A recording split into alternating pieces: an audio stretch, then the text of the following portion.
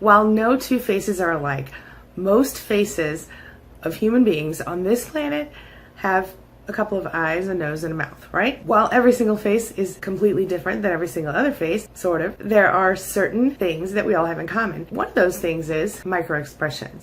Nearly everyone on the planet, regardless of culture, race, creed, has a certain number of shared expressions. Microexpressions that you almost can't hide. Things you can catch even when someone's trying to deceive you. So that's what we're talking about today at queenbeing.com. Let's get going. My name's Angie Atkinson, and on this channel, I offer free daily video coaching to help you discover, understand, and overcome narcissistic abuse in toxic relationships. I like to call it toxic relationship rehab. If that sounds good to you, hit that subscribe button and let's do this. But first, do you have your coffee? I'm using my rainbow cup today just because I like it.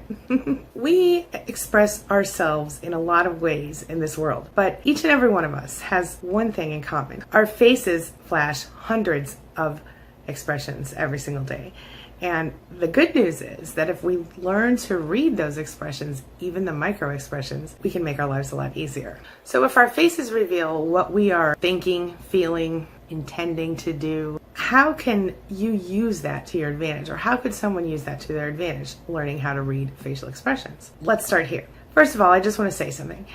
I have done a lot of research on this topic, and if you're interested in knowing the scientific origins and the tests and the theories and everything that brought science to this level of understanding, leave me a comment and let me know below, okay? Our faces show what we're thinking, what we're feeling, what we intend to do. So, for example, if we have a slack jaw, as it's called, or if our mouth falls open, then that indicates that we have been surprised. Or if we flare our nostrils, that suggests hostility. If our eyelids are droopy, well, that might mean that we're tired or that we're sad. So if we look down, we might feel embarrassed. Or if we look away, we might be flirting. If we stare, we might be crazy. Just kidding. If we're staring at a person, there's usually a reason. It's usually considered aggressive. We all know these facial expressions. Most people will instantly recognize them, right? But these are just really a few of the thousands of different contortions which we can put our faces in, expressions and movements and micro expressions. Researchers have been recording these and mapping these for years while observing human faces of various humans in varying iterations and various studies. We know, based on scientific information, that facial expressions are generally a reliable way to figure out what somebody's really feeling. What is their true emotional state? If you're trying to catch someone who's lying to you, here is a way to do it, my friend. So just because someone lifts their eyebrows or tightens their mouth, it doesn't necessarily mean they're lying, but those are commonly understood indicators of that. We're going to talk about some really interesting facts about the human face and how we can interpret it to our advantage to understand people better. Okay, let's talk about it. Empath trading, my friend. Let's start by talking about some numbers, shall we? I'm going to start with the number 75. There have been more than 75 studies that have demonstrated that we all have a certain number of facial expressions that we share, which is the next number, 7. 7 facial expressions that are universal across humanity. Anger, contempt, disgust, fear, joy, sadness, and surprise. How about the number 10,000? The human face is capable of making 10,000 expressions, different facial expressions, unique facial expressions.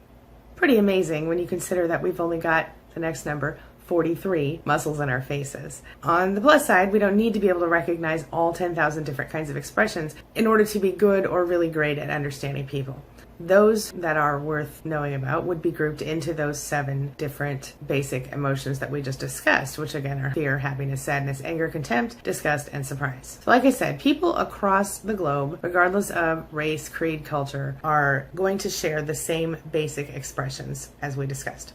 Another interesting fact is that researcher Paul Ekman in the 1960s actually disproved that human emotions were learned, that human expressions were learned behaviors.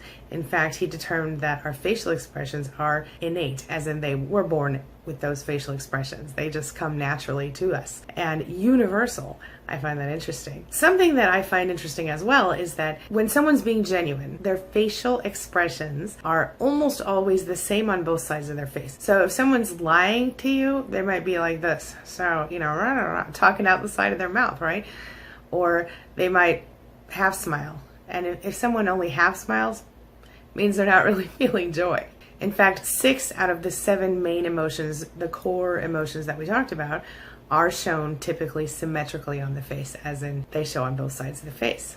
So if, say, you're dealing with a narcissist, or you're dealing with another difficult type of person, or you just anybody, and you give them a gift and they don't really like it, but they pretend to like it, they might be like, oh, that's great, Feel me? Another interesting fact is that when we flash those little telling expressions, they last less than 1/25th of a second. So they're kind of hard to catch sometimes if you're not watching. That's why they're called microexpressions, because sometimes, especially when we're trying to deceive someone, we very quickly mask them, and that's why they last only 1/25th of a second. So while they are noticeable to the trained eye, they are easily hideable to most people. But if you watch for them, you can find out what somebody's really thinking or feeling without them even having to be honest with you. If you're dealing with someone who lies a lot, bing, here you go. Here's another thing that I thought you'd find interesting. It's the involuntary movements around your eyes. If you watch, they'll tell you whether somebody's really laughing or not laughing. So they'll have little lines, or their eyes will kind of crinkle up when they're laughing like this. So in a genuine, sincere smile, you're going to see the upturned corners of the lips, and you're going to see the eyes engaging with the smile as well, in whatever way that works in that person's face. Of course, it's really, really easy for anybody to just fake a smile. But if you're going to get a real smile, you're going to see the eyes kind of crinkle up a little bit, you see? So that's another way that you can kind of watch for lying eyes, as it were. Also, on the same token with smiles, if you see somebody do a half smile, it means they're not really feeling whatever they're smiling about, unless that's just their regular smile. Some people really do smile just on one side of their face naturally.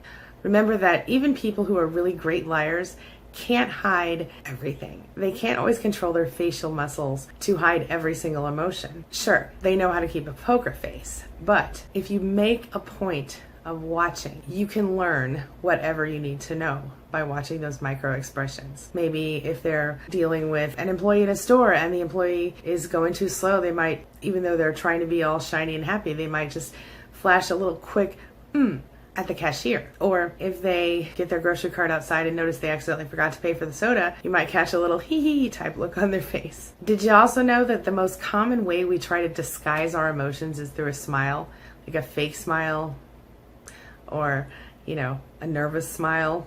So if we feel a little sadness coming on, we might very quickly replace it with a smile, a tight-lipped smile, or even a real smile if we're really good at it. It helps us to avoid feeling embarrassed as an emotional display. So if you can tell that somebody's really happy by looking at their mouth, you can tell that somebody's really sad by looking at their eyes. What do I mean? Apparently, statistically speaking, only about 1/10 of us can pull down the corners of our lips without also moving muscles in our chin. If you notice somebody being sad and their chin is engaged, it's a giveaway, because chances are that they're not being sincere in their display of sadness. Here's another thing that I want you to remember. One of the biggest myths about spotting someone who's lying is that they won't look you in the eyes. It's one of the biggest myths. And if, a lot of people believe that, hey, if I look into your eyes, I've got to be telling the truth. And so you think when your narcissist or someone else in your life will look you in the eyes, because some people really can't look you in the eyes when they're lying, but that's more about them trying to hide the truth, you see. Somebody who is trying to prove that they're not lying and has thought about it might intentionally stick with you in the eyes. Now, someone who's telling the truth might look away for a different reason. They might look away because they're scared or nervous or sad, or because they are struggling to accept your judgment or their judgment, because you're struggling to accept judgment from the eyes that are staring, right? But 72% of people surveyed in a recent study determined that that would be an indicator of a lie. And because of that, you have to wonder how many people are getting away with lies just because they look the person in the eye. So don't always assume that because someone looks you in the eye that they're being genuine. It's not always the truth, especially not with people like narcissists. One last thing, when we're being really truthful about what we're talking about, what we're dealing with, we tend to have physical gestures that match our face, right? We kind of talked about this a little bit with the body language. So if you're angry and you're gonna like, right? All those things happen at once. But if I was like this, that would be wrong. See what I'm saying? That would be a lie. So these are ways that you can determine whether or not someone who is talking to you is a genuine person or if they're lying. So now it's time for the question of the day. Did you learn anything new today, or did you know all these things?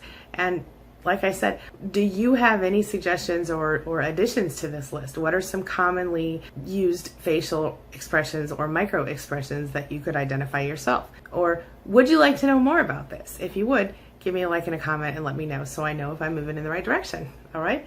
Okay, you guys, I'm going to wrap up. I will see you tomorrow for another video. Have a wonderful evening.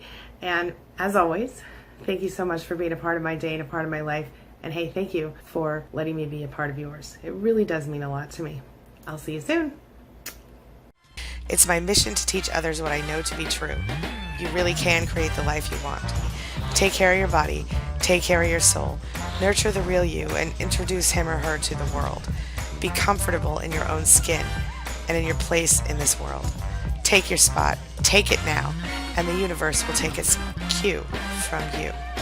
You feel me? If so, subscribe to my channel. Let's get it done together.